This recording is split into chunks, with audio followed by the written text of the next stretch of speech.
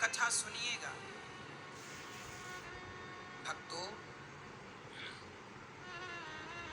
ये जो मीराबाई है ना, ये पिछले जन्म में जब भगवान श्री कृष्ण लीला कर रहे थे तब ये व्रजमंडल की ही एक बेटी थी, इनका नाम था माधवी। संयोग से इनका विवाह वृंदावन में हुआ था और जिस लड़के से विवाह हुआ था वो भगवान श्री कृष्ण के ग्वाल वालों में ही एक लड़का था, नाम था सुंदर। भगवान के बहुत सारे सखा थे ना, मधुमंगल, मनसुखा, श्रीदामा, उन्हीं में एक सुंदर भी था जो कि अत्यधिक सुंदर था। उसका विवाह माधवी का इस सुंदर नाम के लड़के से हुआ। विवाह तो हो गया पर विदा नहीं हुई। विदा होने में थोड़ा विलंब था, पहले शादी हो जाती थी, विदा बाद में होती थी।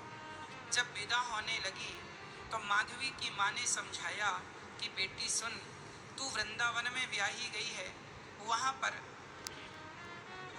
एक कृष्ण कन्हैया नाम का लड़का रहता है, देख तू किसी भी प्रकार से उसे देखना मत, क्योंकि यदि तूने उसे देख लिया तो माधवी की माँ ने सुना था कि कन्हैया को जो देख लेता है वो कन्हैया में खो जाता है, आकर्षित हो जाता है। तो माधवी की माँ समझा रही थी कि कहीं मेरी बेटी कन्हैया पर आकर्षित ना हो जाए, और यदि ये उस कन्हैया पर आकर्षित हो जाएगी तो इसका पातिव्रत धर्म नष्ट हो जाएगा। अच्छा, माधवी की माँ को ये पता नहीं था कि ये कृष्ण भगवान है। वो कृष्ण को एक सामान्य पुरुष मानती थी। ये जानती थी कि बहुत सुंदर है, जो देखता है मोहित हो जाता है। तो उन्हें लगा कहीं मेरी बेटी ना मोहित हो जाए, और नारियों के लिए तो शोभायमान नहीं है वो अपने पति को छोड़ के किसी और पुरुष को ना देखे, यही तो सिखाया जाता है, और बात भी सही है। पर माधवी की माँ को ये बिल्कुल पता नहीं था कि ये कृष्ण भगवान है। वो तो सामान्य बालक समझकर माधवी को उपदेश करने लगी कि तू कभी इस पुरुष को ना देखना। माँ ने समझाया, माधवी समझ गई। उस समय माधवी भी कोई ज्यादा उम्र थी नहीं, बच्ची ही थी। चली, सुंदर आया और अपनी दुल्हन को लेकर चला। सुंदर मतलब कृष्ण का सखा और माधवी का पति। जब चली दुल्हन और जब वृंदावन के समीप आए तो सुंदर ने अपनी पत्नी माधवी से कहा, अरे सुनती हो, देखना हमारा कन्हैया यहीं कहीं गैया चरा रहा होगा और सुन लेगा ना कि मैं आ गया हूँ, अभी दौड़ के आएगा, कहेगा भाभी का मुंह तो दिखाओ।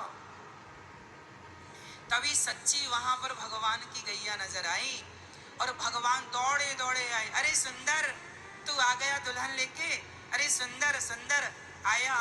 और सुंदर उस समय लगभग 16 साल का बालक था और भगवान की उम्र उस समय लगभग 7.5 वर्ष की थी। तो सुंदर ने भगवान को गले लगाया, भगवान ने भी सुंदर को गले लगाया।